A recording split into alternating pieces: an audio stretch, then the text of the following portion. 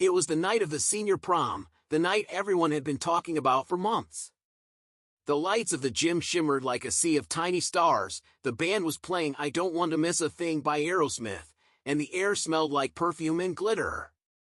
And right in the middle of it all stood Sarah Collins, alone, her dress handmade by her mom, her heart pounding in her chest. A group of girls in designer gowns laughed from the corner, whispering just loud enough for her to hear. She actually came, one of them giggled. Who invited her anyway? Sarah's cheeks burned, her eyes filling with tears. But then, something happened that no one expected. The crowd went silent. Because the richest, most popular boy in school, Adam Miller, son of the town's wealthiest businessman, was walking straight toward her. And when he stopped in front of her, everyone held their breath. He smiled, extended his hand, and said the words that would change everything. "May I have this dance?" If you believe in kindness, in second chances, and in people who still see beauty where others don't, then please take a moment to like, comment, share, and subscribe to Golden Tales, because what happened next will restore your faith in humanity. Now, let's begin. Sarah Collins had never been part of the popular crowd. She was quiet, always sitting in the back of the classroom, sketching little flowers in her notebook while others whispered secrets she was never invited to hear. Her clothes were simple, her shoes worn, and her body, rounder than what the glossy teen magazines of the 90s told girls they should be.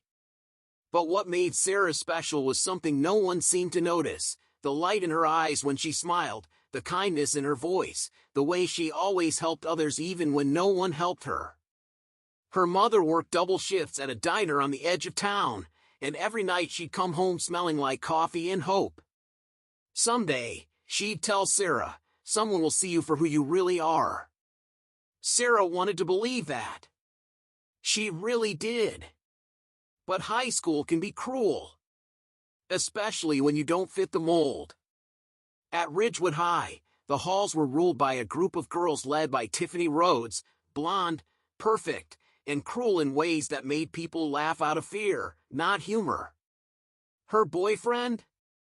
Adam Miller, the golden boy, quarterback, straight-A student, heir to Miller Enterprises. To everyone else, he was untouchable. To Sarah, he was invisible, not because she didn't notice him, but because she believed he'd never notice her. The announcement for the senior prom came in early May. Theme: a night under the stars. Tickets were expensive, dresses even more. Sarah knew she couldn't afford any of it. But her mom had a plan. "We'll make one," she said one night, pulling out a box of soft blue satin from the attic, fabric she'd saved from her own youth. Together, they spent nights sewing, laughing, and dreaming. The result wasn't perfect, the stitches showed in places, and the zipper stuck a little, but it was made with love. When Sarah looked in the mirror, she almost didn't recognize herself. She wasn't the invisible girl anymore. She was someone who dared to show up. Rose the millionaire's choice. Prom night arrived like a dream. The school gym had been transformed, silver streamers hung from the ceiling, a disco ball spun lazily, and the band played all the hits from Backstreet Boys to Whitney Houston. Sarah took a deep breath and walked inside. Heads turned, not because she was glamorous, but because she was unexpected. Tiffany's laughter cut through the air like glass. "Oh my God," she whispered to her friends. "Look who thought she could crash our prom." They circled Sarah like vultures. "Nice dress," one sneered. "Did you borrow it from your grandma?" Another tugged lightly at the fabric. "Is this handmade?" Sarah tried to smile, tried to hide the tears threatening to fall. "I like it," she said softly. "Oh, I'm sure you do," Tiffany replied with a smirk. "Pity no one else will." The laughter stung worse than a slap. Sarah turned away, walking toward the punch table, pretending not to hear the whispers. That's when she noticed Adam Miller, standing by the stage, watching. There was something different in his eyes that night, something thoughtful, almost regretful. For months, Adam had played the role everyone expected, the popular boy with the perfect life. But behind the smiles and the family fortune, he felt trapped, tired of pretending to be someone he wasn't. And when he saw Sarah, standing there alone, trying to hold her head high after being humiliated, something inside him shifted. He remembered her. How she once picked up his books when he dropped them in freshman year. How she always smiled at people who ignored her. How she once defended a shy kid in class when everyone laughed. He remembered the kind of courage money couldn't buy. The DJ changed the song, "Everything I Do It For You," by Bryan Adams. The lights dimmed. Couples began to dance. And that's when Adam made his choice.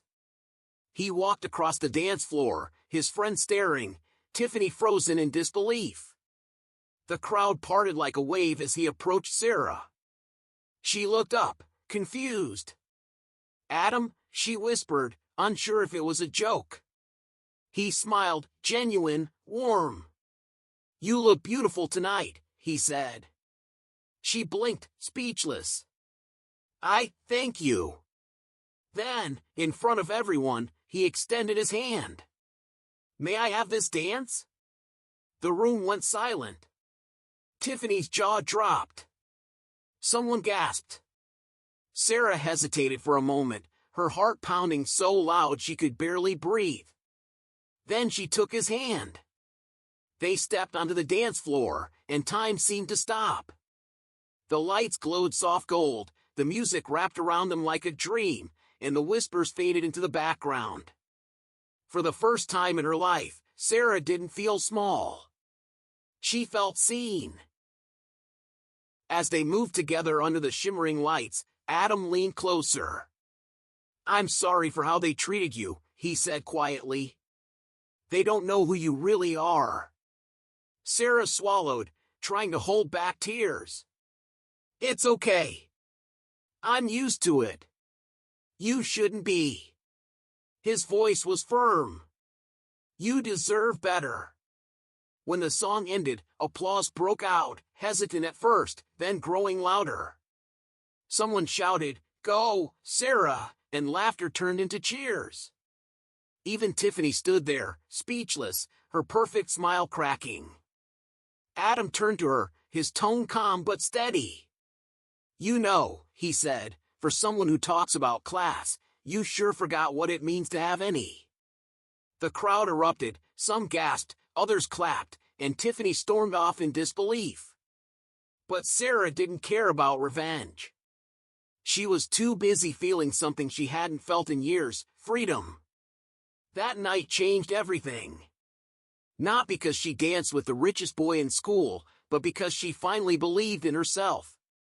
In the weeks that followed, people started to notice her differently. Teachers smiled more.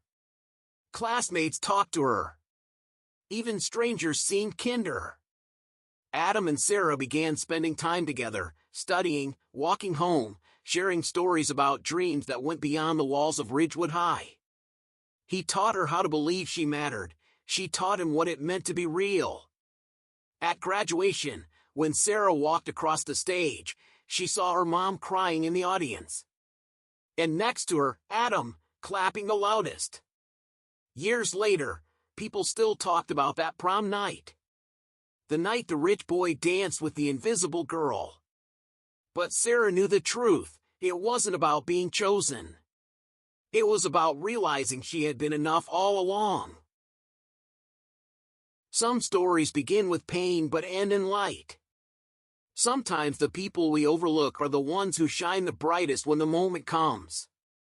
Sarah didn't change who she was, she simply stopped hiding it. And that made all the difference. Sparkling heart. If you believe that kindness can still win, that courage can bloom in the most unexpected hearts, then don't forget to like, comment, and subscribe to Golden Tales, because stories like this remind us that the most beautiful glow comes from within.